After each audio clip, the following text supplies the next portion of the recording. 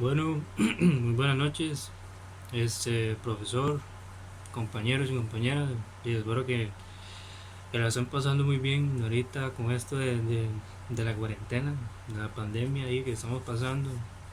Espero que estén tomando todas las precauciones o las medidas pertinentes del caso. Bueno, este, hice mi caja que mandó a hacer el profesor Don Johnny sobre el tema transición al renacimiento, que es esta, que pueden ver aquí.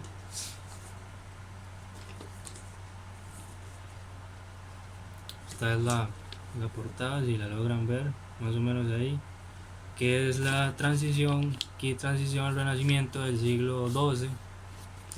Puse unas frases,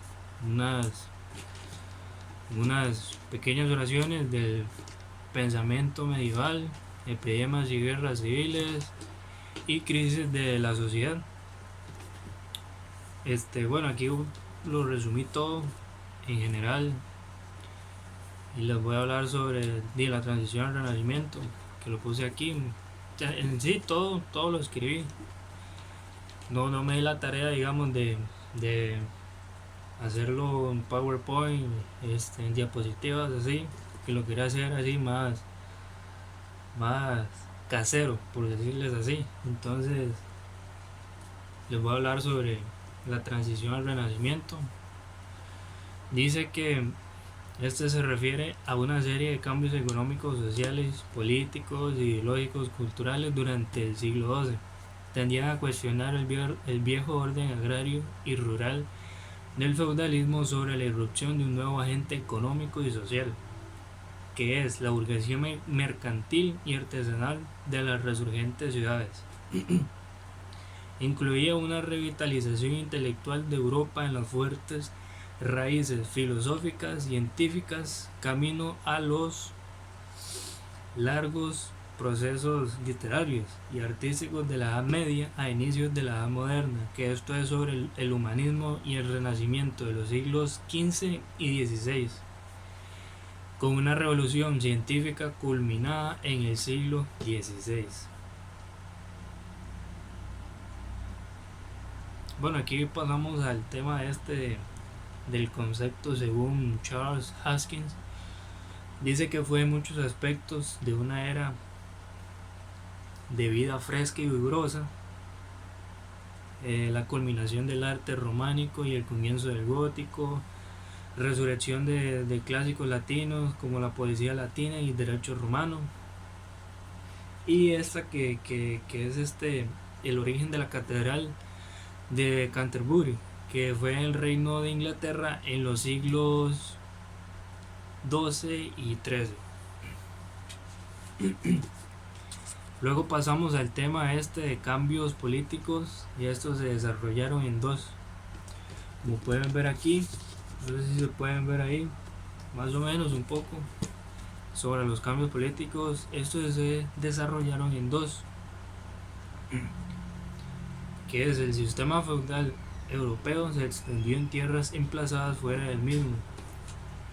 Luego se comenzó el proceso de centralización transformado en monarquías feudales y autoritarias. O sea que estas monarquías feudales se transformaron, se fueron guiando y transformando en monarquías autoritarias. Esto a finales de la Edad Media. Se produjo, digamos, en estos cambios políticos, o sea, también, digamos, se produjo una expansión en la península ibérica, en la península de Italia, Islas Británicas, de Escandinavia, Europa Occidental y en el próximo Oriente. Dice que en Polonia, los más pobres, o sea, los más pobres, los que vivían ya muy de esa pobreza, digamos, ellos vivían de la caridad de los feudales. Dice que todos estos cambios políticos estaban relacionados con la inesperada alianza de los reyes que tejieron con la burguesía urbana, en lo que encontraron un gran aliado que usaban en contra de la nobleza feudal terrateniente. Su poder es sobre los señores feudales visiblemente entre los más débiles.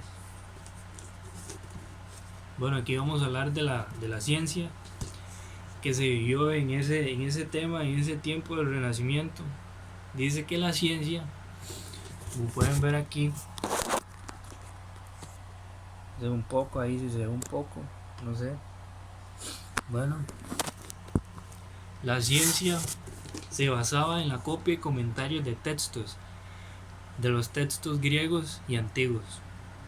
Se había conservado en la Europa occidental tras el colapso del Imperio Romano del Occidente. Este escenario de la ciencia cambió con el Renacimiento del siglo XII. El desarrollo de las universidades medievales permitió ayudar materialmente en la traducción y propagación de textos y comenzó una nueva infraestructura necesaria para las comunidades.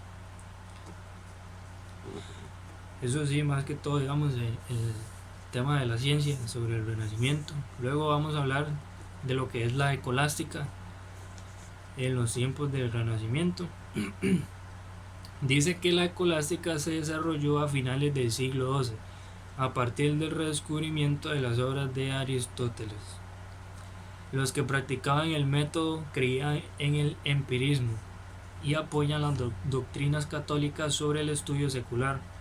Se oponían al misticismo cristiano y creencias platónico-agustianas.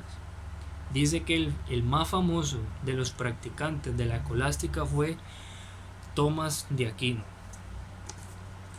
Bueno, aquí podemos pasar a uno de estos cambios, que habían cambios artísticos, religiosos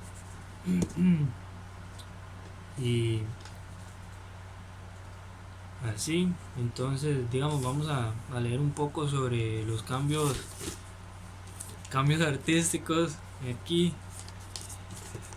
que el cambio, digamos, los cambios artísticos en tendencia política y social se manifestaron en una serie de transformaciones artísticas. En el siglo XII es la época que el arte románico hace su transición al gótico. La arquitectura románica se caracteriza por sus edificios en gruesas murallas. A finales del siglo XII comienza la edificación de primeras catedrales góticas, principalmente tales como, por ejemplo, la Catedral de Chartres.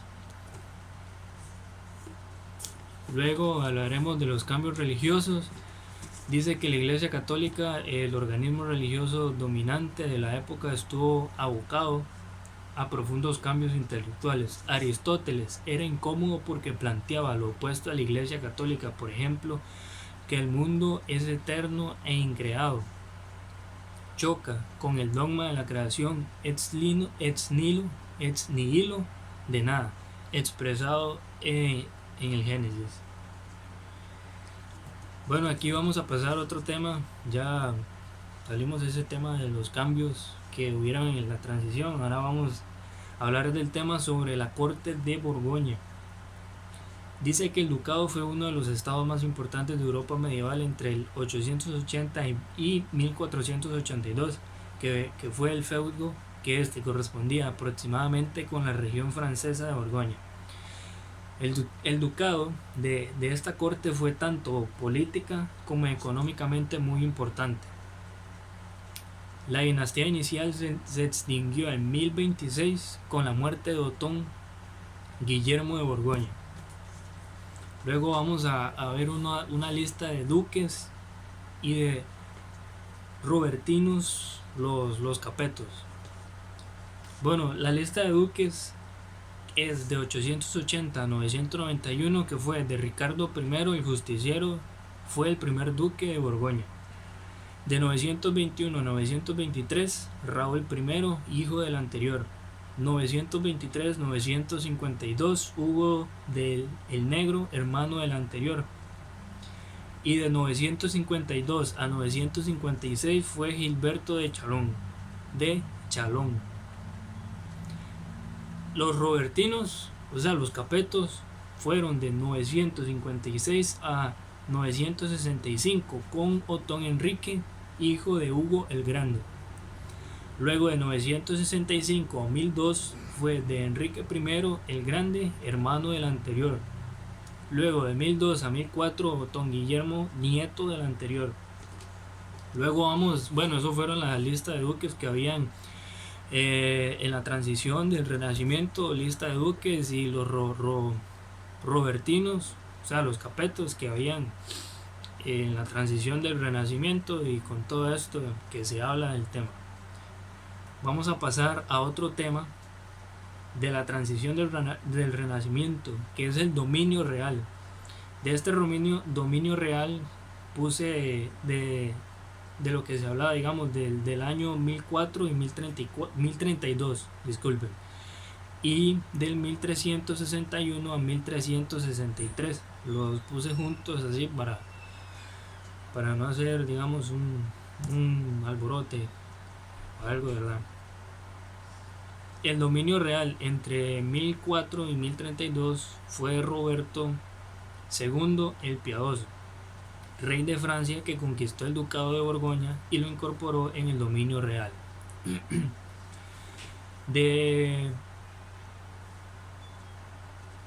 Dice que este le sucedió a su hijo Enrique, que terminó con la revuelta de su hermano Roberto y le otorgó el ducado de Borgoña en 1032, en cambio de renunciar sus pretensiones al trono francés.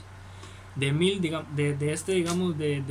año 1361 al 1363 hay una muerte prematura del duque Felipe I, sin descendencia, que este le sucedió a su primo Juan II, el rey de Francia, según la proximidad de sangre, ya que le hubiese correspondido a Carlos II de Navarra, pero la nobleza borgoñona supesó la alianza e influencia de ambos en la guerra de los 100 años.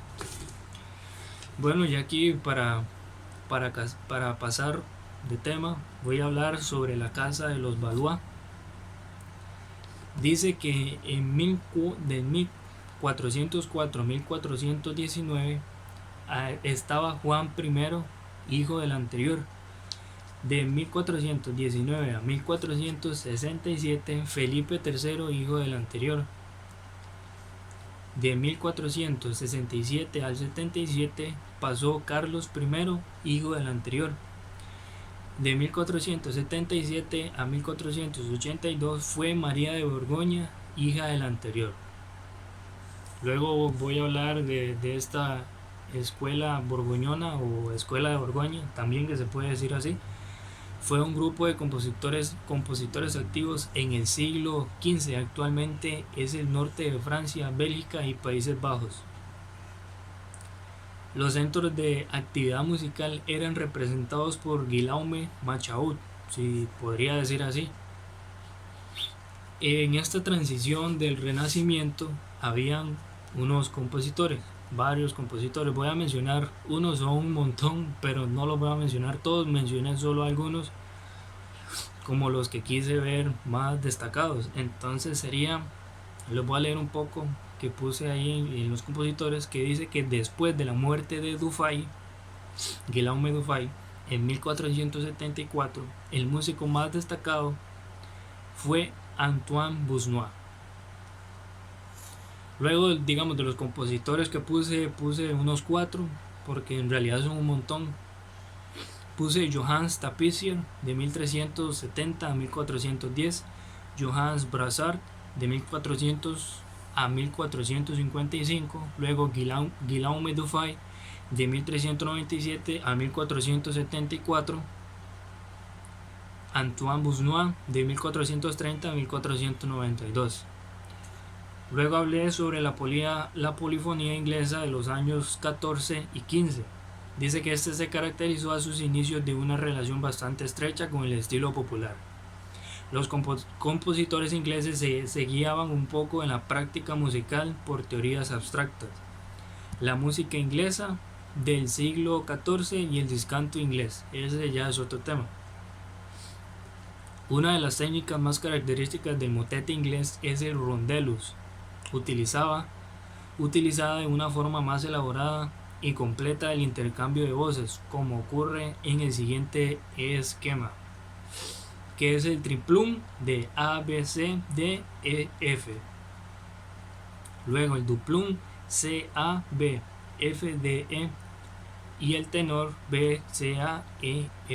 Bueno, aquí digamos abarqué solo estos temas porque en sí la caja no me daba para tanto, porque eran 60 diapositivas que mandó el profe y solo puse como unas cuantas, como lo más importante que quería ver. Bueno, aquí voy a mostrarle un poco de la caja, lo que puse digamos aquí.